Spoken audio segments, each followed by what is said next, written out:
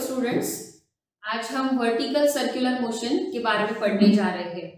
तो vertical circular motion क्या है? तो इसके पहले जो हम लोग ने सर्कुलर मोशन के कंसेप्ट या एग्जाम्पल पढ़े थे, जैसे तुम्हारा कोनिकल पेंडुलम, तो उसमें जो बॉब था वो हॉरिजॉन्टल सर्कल में घूम रहा था, राइट।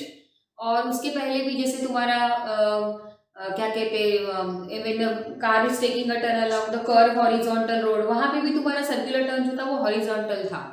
तो आज जो पढ़ने जा रहे टॉपिक है वह वर्टिकल सर्कुलर मोशन का है। तो वर्टिकल सर्कुलर मोशन में हम दो टाइप के कंसेप्ट पढ़ेंगे, एक जिसमें the speed is completely controlled by gravity और दूसरा जिसमें speed is not completely controlled by gravity. तो आज हम जो पढ़ने जा रहे हैं वो है non uniform vertical circular motion which is non uniform circular motion. So why the vertical circular motion is non uniform circular motion?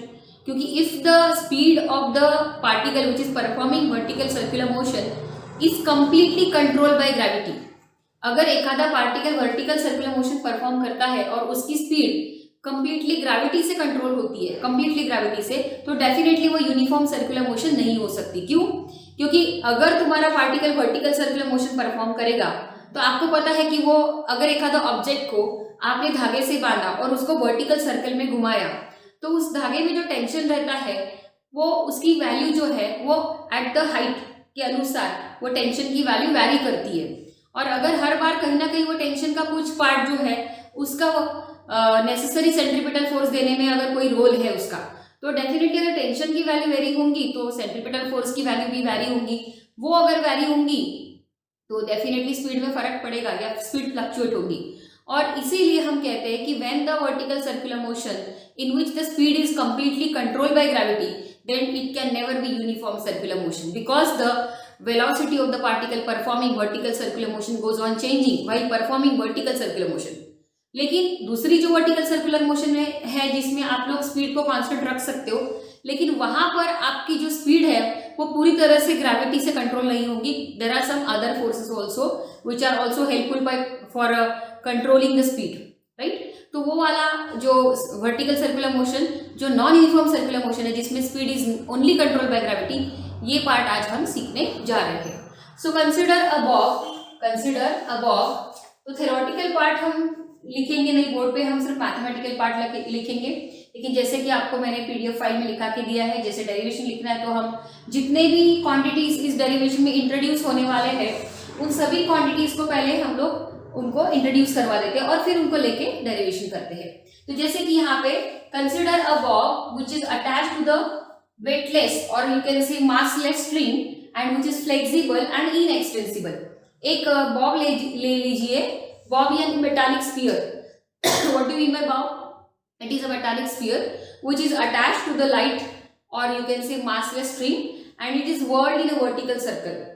So the string which is used for this purpose must be stiff, थोड़ा stiff होना चाहिए and as well as वो inextensible होना चाहिए। inextensible मतलब जो ज़्यादा stretch नहीं होना चाहिए, और flexible इसीलिए क्योंकि वो easily move on कर सके। लेकिन अगर अपने को vertical circular motion maintain करना है तो वो धागा vertically घूमते वक्त उसमें tightness रहना बहुत ज़रूरी है।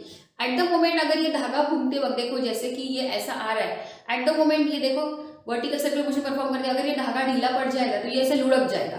You know this is what a kind of vertical circular motion. तो आपका ऑब्जेक्ट जब ऐसा आ जाता है और धागे की पोजीशन ऐसी हो जाएंगी, वहां पर अगर धागा स्टिफ नहीं रहा, टाइट नहीं रहा, तो धागा ढीला पड़ जाएगा और ऐसे लुढ़क जाएगा, तो आपकी मोशन ब्रेक हो जाएगी। तो कहने का मतलब ये है कि अगर आपको वर्टिकल सर्कुलर मोशन मेंटेन करना है तो आपके धागे में टाइटनेस रहना जरूरी है, ठीक है। तो ये सारी कंडीशंस हम स्टेप बाय स्टेप अभी पढ़ने वाले हैं। तो एक बार डेरिवेशन को स्टार्ट कर लेते हैं। Consider a bob of mass m। एक बॉब ले लीजिए, this is a bob. So consider a bob of mass small m। It is attached to the inextensible and massless string and it is whirled in a vertical circle so that it performs a vertical circular motion। Okay, so सबसे पहले हमेशा जो धागे में tension रहता है वो कैसा रहता है? तो the tension in the string is always acting toward the point of suspension.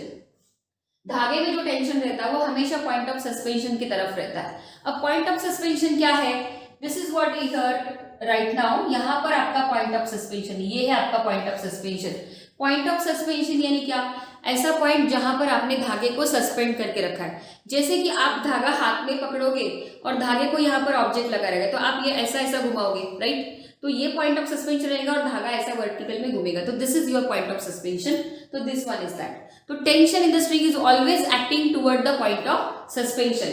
तो जैसे आपका बॉब यहाँ पे बॉटम पे देखो 4 पोजीशन मैंने यहाँ पर बताए हुए। B is the bottom position, you can see in the diagram. B is the bottom position, A is the top position, and C and D, these are the mid position.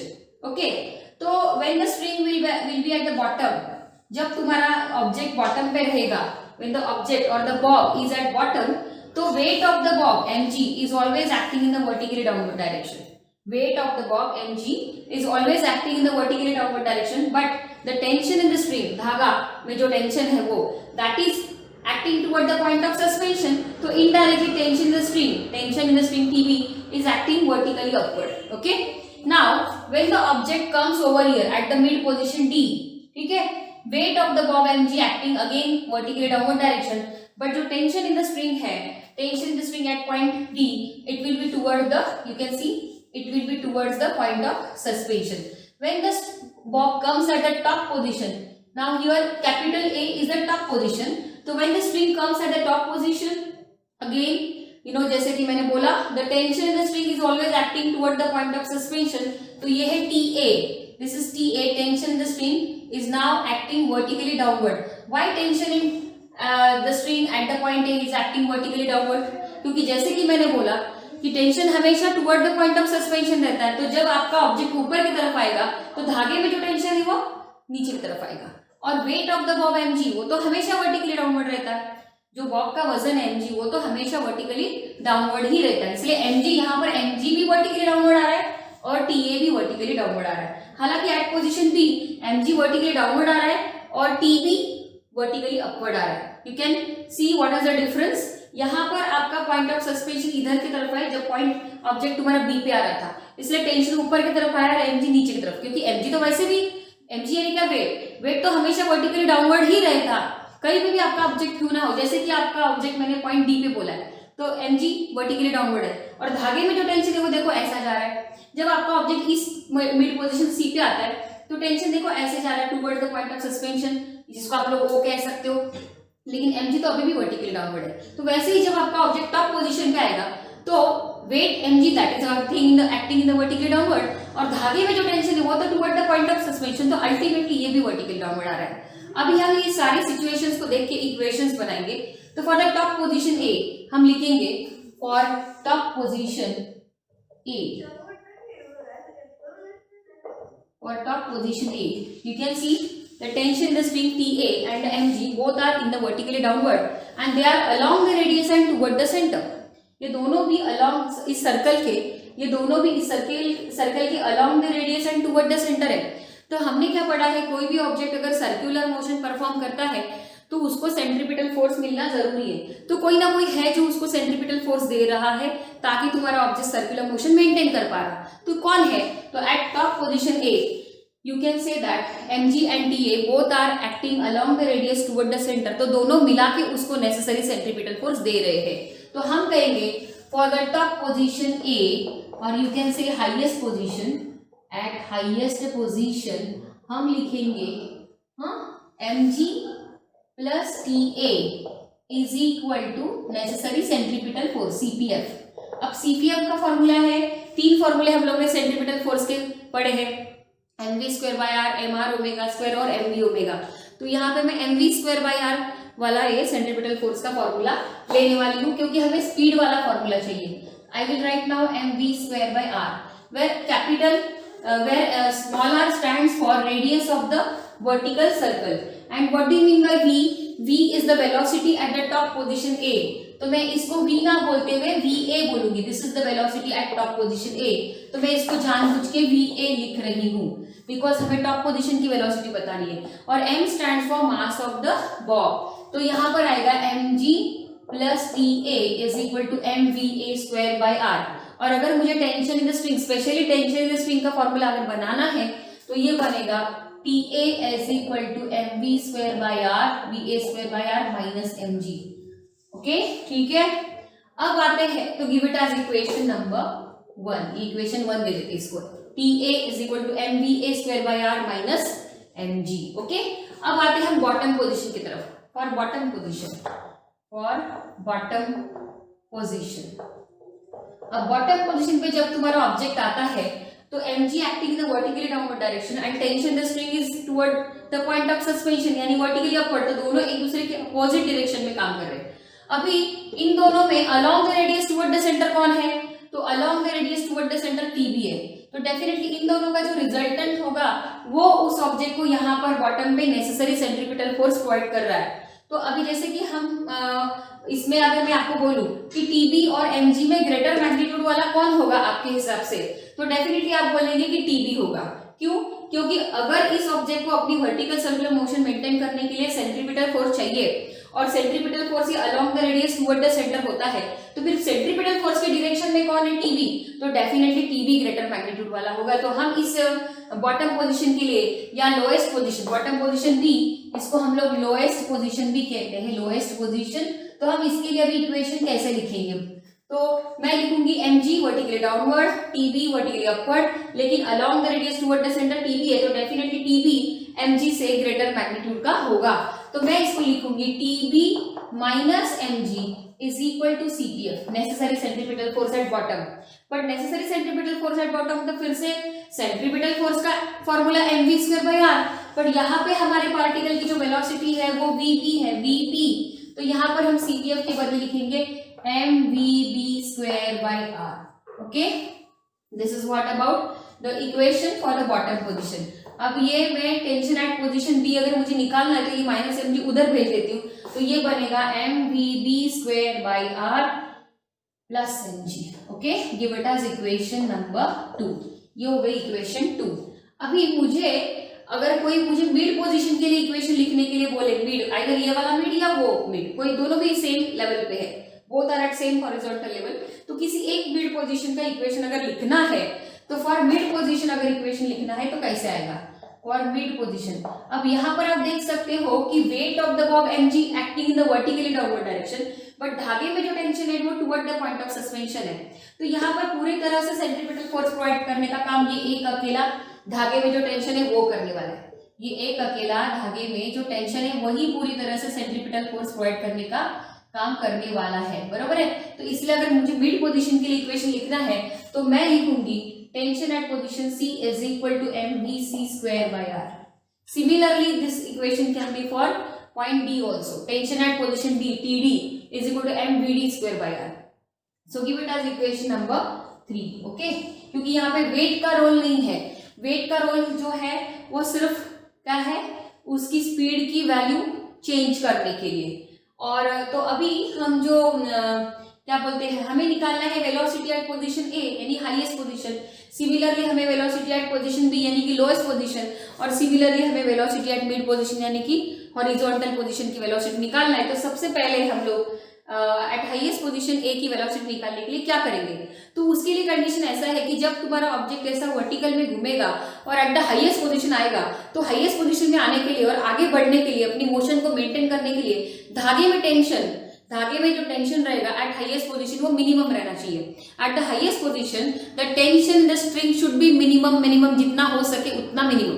अब जितना हो सके उतना मिनिमम, तो minimum कितना हो सकता है, 0। उससे कम होगा तो वो निगेटिव में चले जाएगा, उससे कम होगा तो निगेटिव में चले जाएगा। निगेटिव में अगर टेंशन होगा तो आपका धागा ढीला पड़ जाएगा और मोशन लुढ़क जाएगी, मोशन ब्रेक हो जाएगी। और इसीलिए धागे में टाइटनेस रहने के लिए तुम्हारे धागे में जो टेंशन एट हाईएस्ट पोजीशन आएगा वो मिनिमम यानी कम से कम 0 हो सकता है, उससे कम नहीं। उससे ज्यादा रहा तो चलेगा, उससे ज्यादा रहा तो धागे में टेंशन, उस 0 से ज्यादा रहा तो तुम्हारा धागे में टाइटनेस रहेगा। लेकिन अगर तुम्हारे धागे में टाइटनेस रहने के लिए मिनिमम टेंशन की जो रिक्वायरमेंट है वो 0 है, उससे कम नहीं हो सकता। जैसे हम लोग बोलते हैं कि क्वालिफाई होने के लिए, पास होने के लिए कम से कम 35 मार्क मिलना जरूरी है, तो आप पास, उससे ज्यादा मिले तो भी पास, लेकिन उससे कम मिले तो यू आर फेल। तो वैसे ही अगर तुम्हारा धागा वर्टिकल सर्कुलर मोशन मेंटेन कर रहा है तो उस धागे में टाइटनेस रहना जरूरी है जब वो टॉप पोजीशन पे आएगा, नहीं तो ढीला पड़ गया तो ऐसी मोशन टूट जाएगी। तो हमें क्या करना है, उस धागे में टाइटनेस रहने के लिए उस धागे में मिनिमम टेंशन कितनी हो सकती है, कम से कम वैल्यू तो वो 0 हो सकती है, या उससे ज्यादा रही तो भी चलेगा, बट कम से कम उतनी 0। उससे कम रही तो तुम्हारा धागा, निगेटिव टेंशन जब रहता है तो तुम्हारा धागा डेफिनेटली उसकी मोशन ब्रेक हो जाएंगे और धागा ढीला पड़ जाएगा। तो हमें ये ही रखना है याद में कि वर्टिकल सर्कुलर मोशन मेंटेन रखने के लिए धागे में टाइटनेस रहना जरूरी है, और at the highest position tension minimum होना चाहिए। तो ये रिक्वायरमेंट मैं यहाँ पर लिखूंगी, at the highest position the tension in the string should be minimum. ठीक है, तो ये मैं यहाँ पर ये निकाल देती हूँ इक्वेशन नंबर 3, और इसको कंटिन्यू करते हैं। For velocity at highest position मुझे निकालनी है। For velocity at highest position the string should remain taut. The string should remain taut, यानी कि टाइट। ठीक है, for that the minimum tension in the string is 0। यानी टेंशन एट हाईएस्ट पोजीशन कम से कम कितना होना चाहिए, 0, उससे ज्यादा रहा तो भी चलेगा। तो अब हम क्या करेंगे, इक्वेशन नंबर 8 में यानी 1 में टेंशन एट पोजीशन ए 0 डालेंगे। तो if I substitute the value of tension in equation number A as 0, तो देखो ये इक्वेशन आपका कैसा बनेगा। इक्वेशन नंबर 1 ये था तुम्हारा, तो TA is equal to mva square by are minus mg। तो अभी हम TA की वैल्यू 0 डालेंगे, तो 0 is equal to mva square by are minus mg। Okay, तो therefore mg is equal to mva square by R, right. अब ये mass of a bob cancel, और ये r डिनोमिनेटर से उधर की तरफ जाएगा लेफ्ट साइड में, तो आपका इक्वेशन बन जाएगा rg is equal to va square. So you got VA square is equal to RG. Now taking root on both sides, so VA is under root of RG. This is the required minimum velocity for the object to maintain the vertical circular motion at highest position. यानी कम से कम तुम्हारी velocity जो है, तो कम से कम जो velocity at least इसके बराबरी में या इससे ग्रेटर रहे तो चलेगा। तो मैं बोलूंगी ग्रेटर दैन और इक्वल टू, तो ये मिनिमम रिक्वायरमेंट है। तो हम यहाँ पर जैसे हम मिनिमम यानी बाउंड्री इतनी कम से कम, तो ये VA मिनिमम आप कह सकते हैं, उससे ज्यादा भी रह सकती है, लेकिन मिनिमम इतनी होना जरूरी है। So this is the required minimum velocity at point A which is equal to under root of RG। तो इसको आप वेलोसिटी एट हाईएस्ट पोजीशन यानी VH भी कह सकते हो। तो सिमिलरली अभी हम वेलोसिटी एट बॉटम यानी लोएस्ट पोजीशन निकालने जा रहे हैं। Now we are going to derive the velocity at bottom position. तो उसके लिए मुझे इक्वेशन 1 और 2 दोनों की जरूरत है। अभी इक्वेशन नंबर 1 एंड 2 दोनों इक्वेशन क्या रिप्रेजेंट कर रहे हैं, equation number 1 is giving you the tension at highest and equation number 2 is giving you the tension at lowest position.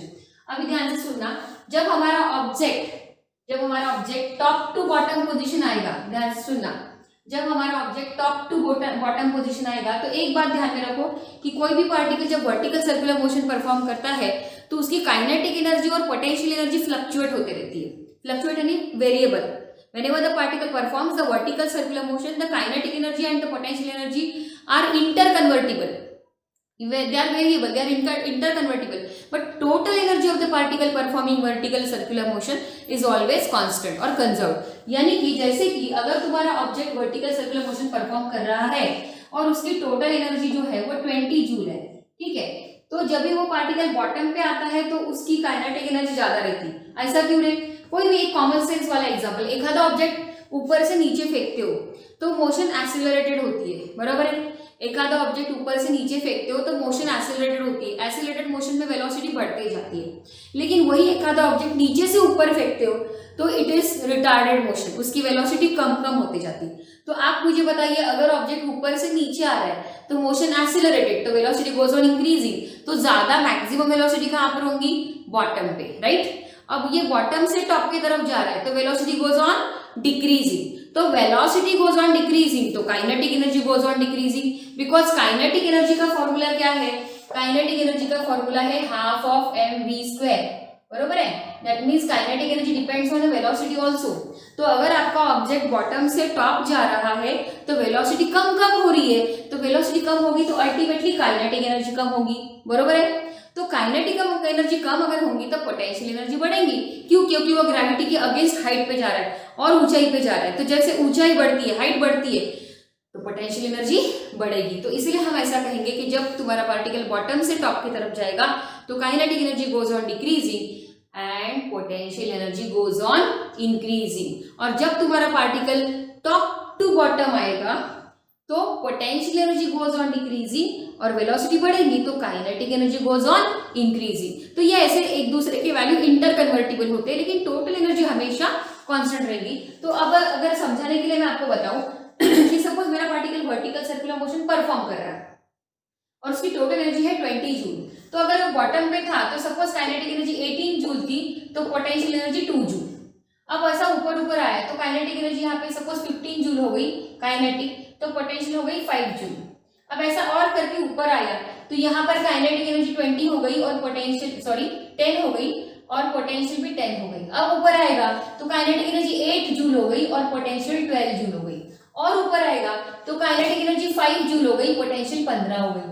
और ऊपर आया तो काइनेटिक एनर्जी ऑलमोस्ट 0 हो गई और पोटेंशियल एनर्जी 20 हो गई। तो any how the summation of kinetic energy and the potential energy is always remaining same. That is the total energy is conserved. Whenever the particle performs the vertical circular motion, you must remember, whenever the particle performs the vertical circular motion, the kinetic energy and the potential energy, they are interconvertible, but the total energy always remains constant, यानी कि conserved. तो अभी हम इसी concept का यहाँ पर इस्तेमाल करने वाले हैं कि suppose assume करते हैं कि हमारा particle अभी bottom से top जा रहा है, बॉटम से टॉप। तो जब वो बॉटम से टॉप जाएगा तो जैसे कि मैंने आपको बोला कि वो ऊंचाई पे जा रहा है तो वेलोसिटी गोज ऑन डिक्रीजिंग, म्हणजे काइनेटिक एनर्जी कम होती जाएगी आणि पोटेंशियल एनर्जी बढ़ेगी। तो इसी कंसेप्ट का या प्रिंसिपल का हम यहाँ पर इस्तेमाल करने वाले हैं। तो सबसे पहले हम लिखेंगे कि when the particle moves from bottom to top, देखो when the particle moves from bottom to top, so decrease in kinetic energy is equal to decrease in kinetic energy is equal to increase in potential energy। तो ये यहाँ पे इसको erase कर रहे हैं। आप वीडियो पॉज करके, अगर आपके नोट्स रह गए हैं तो आप वीडियो पॉज करके नोट्स बना सकते हो, ठीक है। तो हम पहले कंसेप्ट लगाएंगे when the particle moves from bottom to top. So when the bob moves from bottom to top, then decrease in kinetic energy is equal to increase in potential energy, right? Decrease in kinetic energy is equal to increase in potential energy। अब decrease तो bottom पे ज्यादा थी kinetic energy तो इसको B position बोला है, तो मैं बोलूंगी kinetic energy at B minus kinetic energy at A, क्योंकि एक पोजीशन की काइनेटिक एनर्जी कम रहने वाली है, which is equal to increase in potential energy. Potential energy ज्यादा कहाँ की रहने वाली है, हाईएस्ट की, और लो कहाँ की रहने वाली, कम कहाँ पे रहने वाली, बॉटम पे। तो देखो वेलोसिटी बॉटम पे ज्यादा रहेगी और टॉप पे कम रहेगी, तो इसलिए बॉटम की काइनेटिक एनर्जी माइनस टॉप की काइनेटिक एनर्जी, यानी डिक्रीज इन काइनेटिक एनर्जी। और इंक्रीज इन पोटेंशियल एनर्जी क्यों? क्योंकि यहाँ पर पोटेंशियल एनर्जी कम रहेंगी बॉटम पे और यहाँ पे ज्यादा रहेंगी, तो हम लिखेंगे पोटेंशियल एनर्जी एट टॉप। हाँ, यहाँ पे टॉप लिख सकते हो। टॉप म्हणजे कोणती position, A, minus potential energy at bottom म्हणजे बी। अब इन दोनों का सब्सट्रैक्शन करेंगे तो देखो ये कैसे आएगा। अभी हमारा now the equation will be like that, kinetic energy at B हम लिखेंगे half of m v B square minus half of m v A square is equal to potential energy at A. तो potential energy हम कैसे लिखते हैं, M G H करके लिखते हैं, एच यानी हाइट। तो मुझे बताइए बॉटम से लेके टॉप पे, considering this is the origin reference point, तो जर याला ओरिजिन यानी रेफरेंस पकड़ला तो ये हो गई रेडियस। तो यहां से तुम्हारा घूम के इधर आता है, ये रेडियस एक्स्ट्रा और ये रेडियस यानी ट्वाइस ऑफ द रेडियस। तो हाइट की वैल्यू कितनी हो गई, ट्वाइस आर। तो पोटेंशियल एनर्जी एट ए यानी top is M G H, H के बदले डालेंगे ट्वाइस आर, और पोटेंशियल एनर्जी एट बॉटम, तो mgh, पर वो बॉटम पे है तो हाइट 0 पकड़ेंगे क्योंकि उसको हमने रेफरेंस पॉइंट पकड़ा था। तो ये हो गया हमारा 2 mrg, राइट, 2 mrg हो गया, -0 दैट इज 2 mrg ओनली। और ये हाफ ऑफ mvb स्क्वायर, इसको एज इट इज रहने दो। और va यानी टॉप की वेलोसिटी वो हमें मालूम है क्योंकि इसके पहले ही हमने डिराइव करी थी, तो हाफ ऑफ mva, तो देखो va की वैल्यू हमने निकाली थी √rg, तो va स्क्वायर की वैल्यू कितनी आएगी rg, तो मैं डायरेक्ट va स्क्वायर की वैल्यू rg डाल देती हूँ। अगर आपको एक स्टेप कम करना है तो, लेकिन नहीं करना है तो √rg उसका स्क्वायर, ऐसा भी आप लिख सकते हो। अब इसको आगे कंटिन्यू करेंगे। तो let us solve in for the next step. तो ये आएगा half of mvb square minus half of mrg is equal to 2 mrg। अब ये हाफ ऑफ mrg वो साइड में लेके जाइए, तो ये आएगा half of mvb square is equal to 2 mrg plus half of mrg। So it will be 2 2s are 4, 4 plus 1 5 is 5/2 mrg is equal to half of mvb का square, where m the mass of the bob it is getting cancelled and 2 denominator will be cancelled, so vb square is equal to 5rg, so vb is equal to √5rg. This is the required minimum velocity at the bottom. तो अगर हमारे धागे को अपनी vertical circular motion continue करना है तो minimum velocity उसकी बॉटम पे इतनी होनी चाहिए, कम से कम वेलोसिटी इतनी होनी चाहिए, उससे ज्यादा नहीं तो भी चलेगा बट एटलीस्ट उतनी होनी चाहिए। बट इन जनरलाइज फॉर्म में अगर मैं बोलूँ तो जब हमारा particle vertical circular motion maintain करता है या कंटिन्यू करता है तो उसकी टॉप पे वेलोसिटी सबसे कम होती है और बॉटम पे सबसे ज्यादा होती है। तो ये हो गई in general through out the vertical circular motion this is the maximum velocity at bottom. लेकिन इन जनरल जैसे मैं बोल रही हूँ कि कोई भी धागे को अपना, कोई भी ऑब्जेक्ट को अपना वर्टिकल सर्कुलर मोशन अगर मेंटेन करना है तो बॉटम पे मिनिमम कंडीशन जो है वेलोसिटी को इतनी रहनी चाहिए, बट मिनिमम इतनी होनी चाहिए, उससे ज्यादा नहीं तो चलेगा बट एटलीस्ट इतनी होनी चाहिए।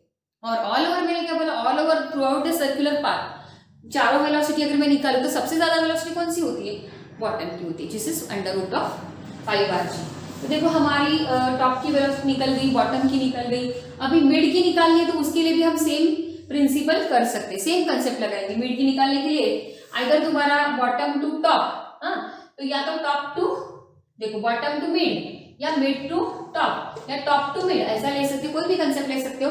तो अगर मैं टॉप टू मिड ले लूं, if I take top to mid, if the particle moves from top position to mid position, तो इसमें दो तरीके हैं मिड की वेलोसिटी निकालने की, एक टेंशन वाला निकालने के भी कर सकते हो और दूसरा है कि यही सेम प्रिंसिपल कि अगर टॉप टू मिड आएगा यानी टॉप पोजीशन से लेके मिड पोजीशन सी पे आएगा, मतलब ऊंचाई से नीचे हाइट कम हो रही है उसकी, तो डेफिनेटली पोटेंशियल एनर्जी डाउन होगी यहाँ पर। ओके, पोटेंशियल एनर्जी डाउन होगी और काइनेटिक एनर्जी इंक्रीज होगी।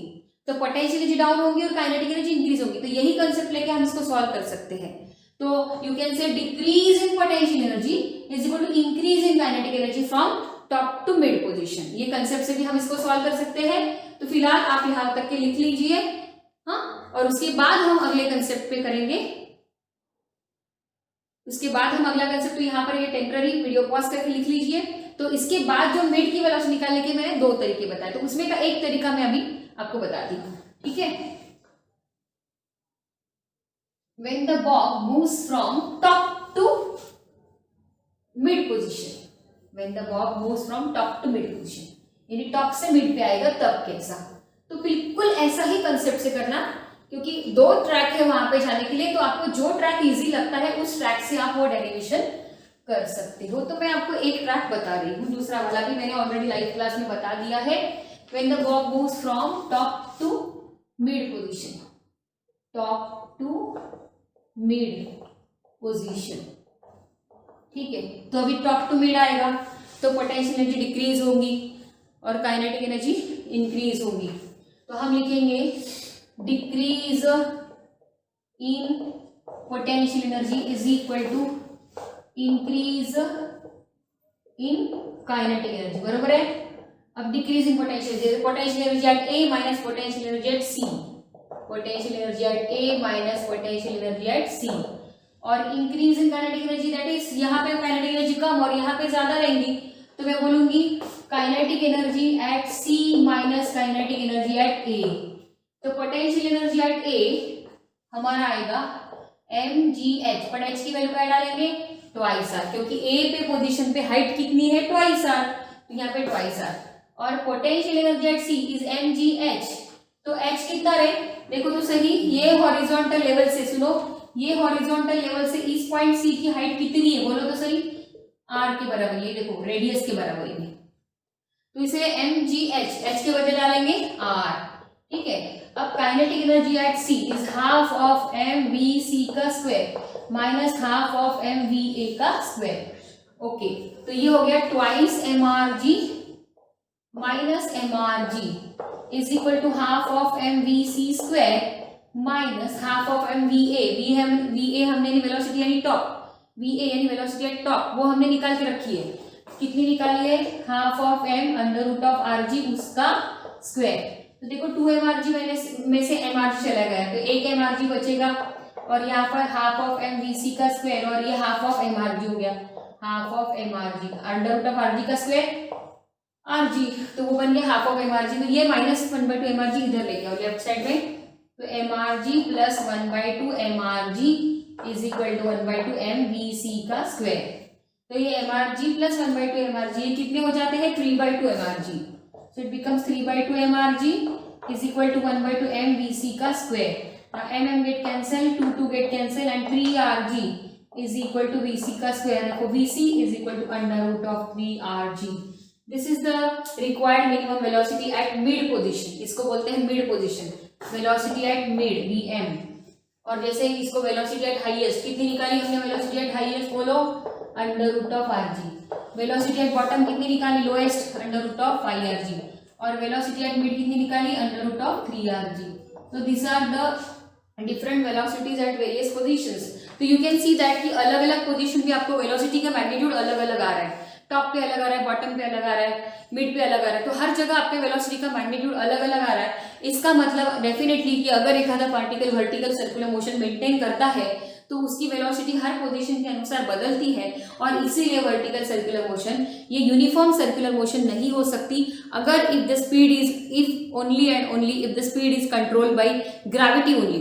अगर तुम्हारे वर्टिकल सर्कुलर मोशन में परफॉर्म करते वक्त स्पीड ये सिर्फ ग्रेविटी से कंट्रोल हो रही है तो वो डेफिनेटली यूनिफॉर्म सर्कुलर मोशन नहीं हो सकती। अब देखो इस टॉपिक के ऊपर एक और सवाल आ सकता है आपको, वो कौन सा सवाल, कि प्रूव दैट, इस टॉपिक के ऊपर जैसे मैंने इसके पहले यही टॉपिक पे एक सवाल कैसा पूछा था, prove derive an expression for the velocity of the particle performing vertical circular motion eight various positions. Derive an expression for the velocity of the particle performing vertical circular motion eight various positions करके आया ये। और दूसरे तरीके से सवाल अगर इसके ऊपर आएगा तो वो कौन सा आएगा, prove that the difference in tension between the bottom and the top position is 6 mg। Prove that the difference in tension between the bottom and the top position for the particle performing vertical circular motion is 6 mg। मतलब एक आधा particle vertical circular motion perform कर रहा है तो उसके bottom का tension और टॉप का टेंशन इसके बीच में डिफरेंस 6 mg होता है, तो वैसे बॉटम का और मिड का इनके बीच का डिफरेंस 3 mg होता है। ये प्रूफ करिए, ऐसा आया तो कैसे कर लेंगे। तो सबसे पहले हमारा टेंशन एट टॉप और टेंशन एट बॉटम इनकी इक्वेशन हमने रेडी रखना है। तो उसकी इक्वेशन जैसे मैंने लिखे थे TA plus mg is equal to mva square by r.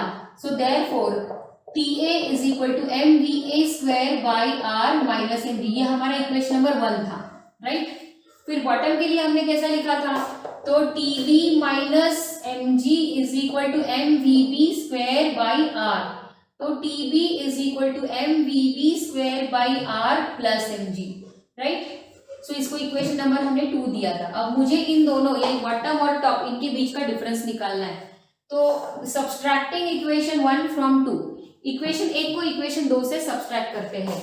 Subtracting equation 1 from 2, तो लेफ्ट साइड को लेफ्ट साइड से सब्सट्रैक्ट करिए। TB minus TA is equal to mvb square by r plus mg minus इसकी right side mva square by r minus mg, right.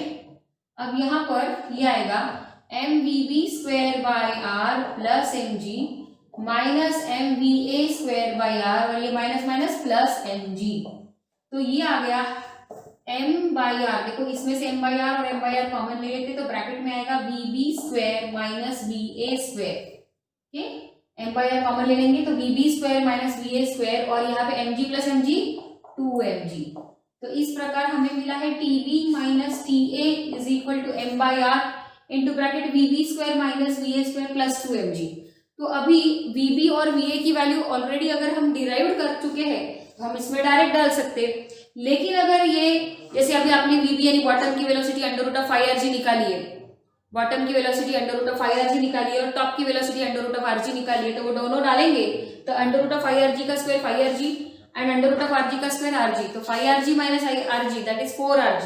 तो ये 4rg आएगा इधर, मैं शॉर्ट में करके बताती हूँ। यहाँ पर आएगा m/r और ये vb की वेलोसिटी √5rg उसका स्क्वायर 5rg और va का वैल्यू है √rg उसका स्क्वायर है rg, तो 5rg माइनस rg 4rg और ये प्लस 2mg। ठीक है, तो देखो यहाँ पर 4rg आएगा, इसका डिफरेंस 4rg, तो ये r कैंसल, तो ये हो जाएगा 4mg प्लस 2mg यानी कि 6mg। तो ये डायरेक्ट हो जाएगा कब, अगर वेलोसिटी एट बॉटम और टॉप पे आप निकाल चुके हो तो। लेकिन अगर ये क्वेश्चन आपको ऐसा आता है कि prove that the difference in the tension between the bottom and the top position is 6mg, तो आपने अगर वेलोसिटी एट बॉटम और टॉप डिराइव नहीं करी है तो दूसरा तरीका है इसको सॉल्व करने की। यहाँ तक ये स्टेप तक आ जाइए, right. tb minus ta is m/r into bracket vb² minus va² plus 2mg। अब आपको vb² और va² के बीच का डिफरेंस पता करना है, तो कैसे करेंगे। vb यानी बॉटम, v यानी वेलोसिटी एट टॉप, तो ये दोनों का वो कंसेप्ट लीजिए। जब पार्टिकल टॉप टू बॉटम आता है या बॉटम टू टॉप जाता है तो काइनेटिक एनर्जी डिक्रीज होती है बॉटम टू टॉप और पोटेंशियल एनर्जी इंक्रीज, जो कंसेप्ट अभी मैंने आपको इसके प्रीवियस पढ़ाया था। तो मैं डायरेक्ट वो कंसेप्ट लिख रही हूँ। When the particle moves from bottom to top, तो decrease in kinetic energy is equal to increase in potential energy, that is kinetic energy at bottom minus kinetic energy at top is equal to potential energy at top minus potential energy at bottom. तो इसको लिखेंगे half of mvb का square और इसको लिखेंगे half of mva का square और इसको लिखेंगे mgh, h के बदले ट्वाइस r और इसको लिखेंगे mg इंटू h के बदले 0। तो ये आएगा हाफ ऑफ m कॉमन निकालेंगे और ब्रैकेट में आएगा vb² माइनस va² और यहाँ पे आएगा 2mrg क्योंकि ये तो 0 आने वाला है, तो 2mrg माइनस 0 2mrg ओनली। अब देखो ये m और ये m कैंसल, तो ये vb² माइनस va², ये जो डिनोमिनेटर वाले 2 है उधर से चले जाएंगे राइट साइड में, तो 2rg into 2 it will become 4rg। तो इस प्रकार हमें vb² और va² का डिफरेंस मिल गया 4rg। अब हमें vb और va अलग से निकालने की जरूरत नहीं, अब हम डायरेक्ट इस इक्वेशन को, मैं इस इक्वेशन को कुछ नाम दे देती हूँ, इक्वेशन नंबर 3। तो हम vb² माइनस va² की वैल्यू 4rg डायरेक्ट इस इक्वेशन नंबर 3 में डाल सकते हैं। तो अभी हमारा इक्वेशन नंबर 3 कैसा बनेगा, tb minus ta is equal to m/r into bracket vb² minus va², तो उसकी वैल्यू हमने 4rg निकाल के रखी है और ये प्लस राइट साइड में था 2mg। तो हमारा इक्वेशन नंबर 3 जो है उसको हम अभी लिख रहे हैं, इक्वेशन नंबर 3 इम्प्लाइज, ओके।